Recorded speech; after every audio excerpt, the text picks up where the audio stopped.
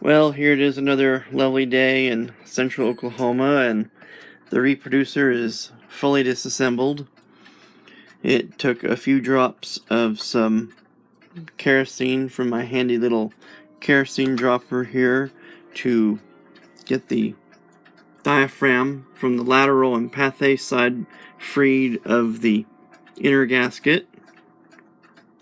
And it took some overnight soaking and some help from a tap to get the pivot screws and lock nuts free of each other, because they were actually stuck. And despite that, one of the screws, this is the one that had to soak overnight, the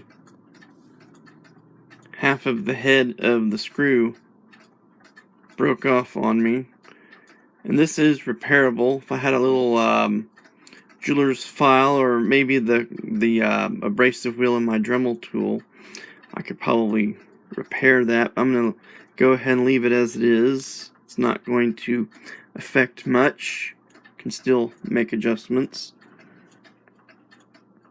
The rest of the reproducer cleaned up real nice. I'm not going to do any cosmetic restoration. This is just going to be a gasket only rebuild. Here's the main part of the body with the Edison side. Very nice aluminum casting. It's just a pity that the nickel plating is peeling off so badly. You can see it was painted with a gold paint. Here's the lateral and pathé side. Once again, nice gold paint with white ink infill, very nicely weathered. Very nice aluminum castings with peeling plating. And then the bezels, this bezel appears to be cast aluminum or aluminum alloy. It's awfully heavy for its size. And then this bezel ring is brass. The needle bar is built up, and I've done a little bit of straightening on it. It's got a cast lower section, looks like it's cast aluminum, and then the arm appears to be brass, and it's been pinned and soldered together. I've gone ahead and straightened. It had some bends in it, as you recall. I've straightened those out.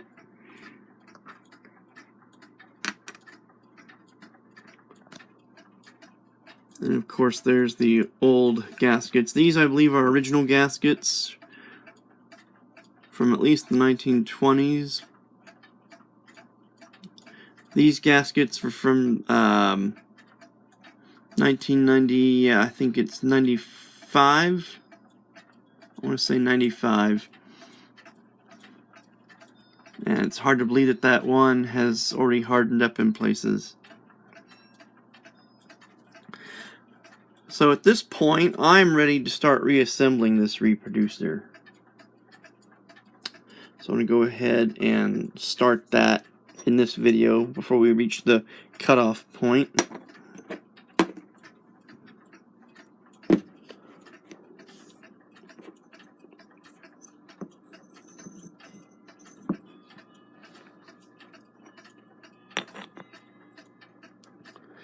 Get the bodies ready to reassemble.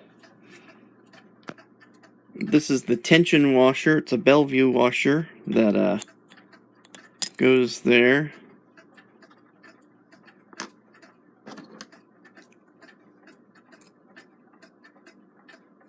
Get the holes lined up.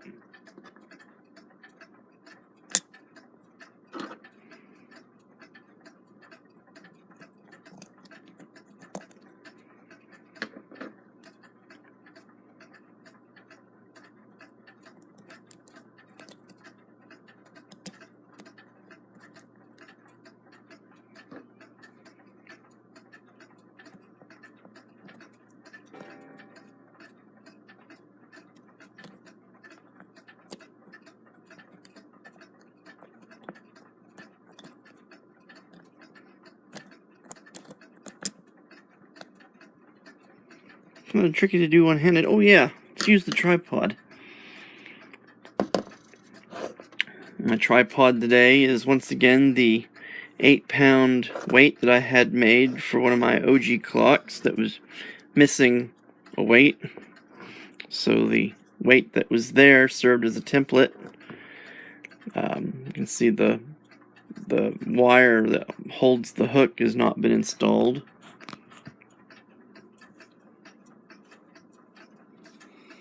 Okay, put the other screw in now.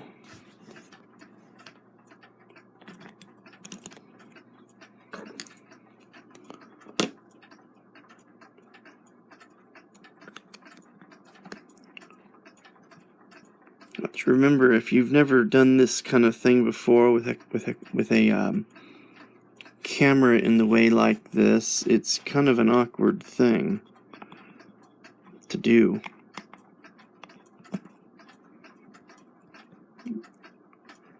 Kind of working remote from your workpiece, having the camera between you and it.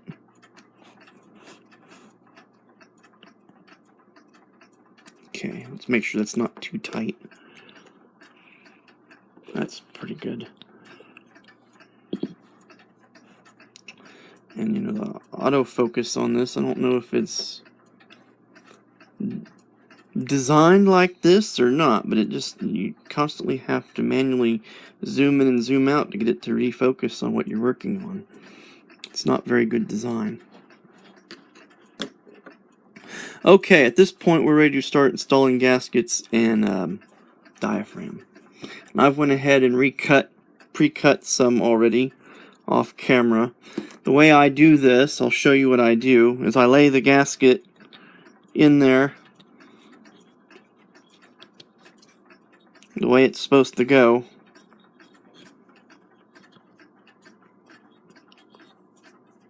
Just do this quickly here like this. Let's assume that I have it laying in there all the way around, the way it's in the position that it's going to assume when the reproducer is assembled. And then where they overlap, I go just a little bit past where they overlap and cut it. And like I said, you do this with the gasket all the way where it's supposed to go. Make it just a tad long so that there'll be some pressure where they meet to keep it together. I suppose you could glue them together. I just put them together dry. I don't see a reason to glue anything.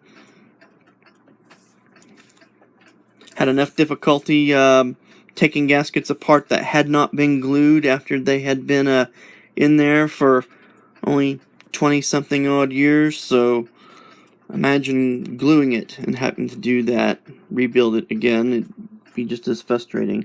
Kerosene helped. The diaphragm material, this is mica. It's actually technically I think it's a type of rock, and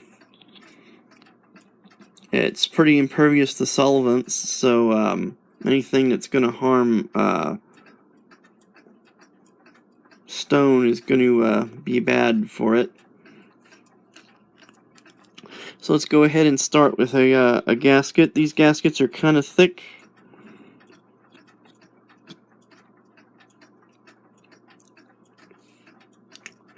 And we'll place the diaphragm in place. The scratched side is the top. The smooth side is the bottom. And place the diaphragm in there and try to get it centered where it's not touching the edges of the housing anywhere.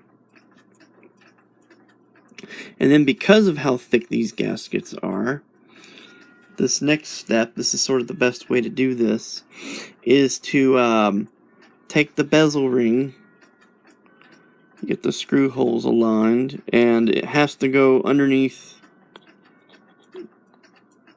these right here. Just go ahead and gently drop it into place like that. And then holding the diaphragm in place so it doesn't move around on you, start working the gasket in. If you try to put the gasket on and then drop the bezel in place, you'll find it's almost impossible to do because of how thick the gaskets are.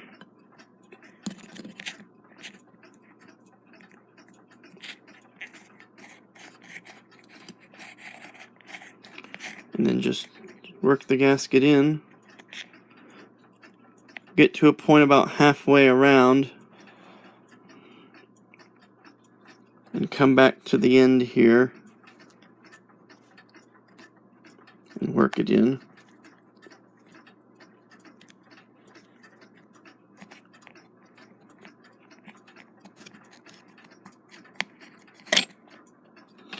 And then at this point, it'll pop off on you like that. So we're at the 10-minute mark. Why don't I just go ahead? You see what I'm doing. Let me do this without a camera in my way, and I will return with a view of the finished product.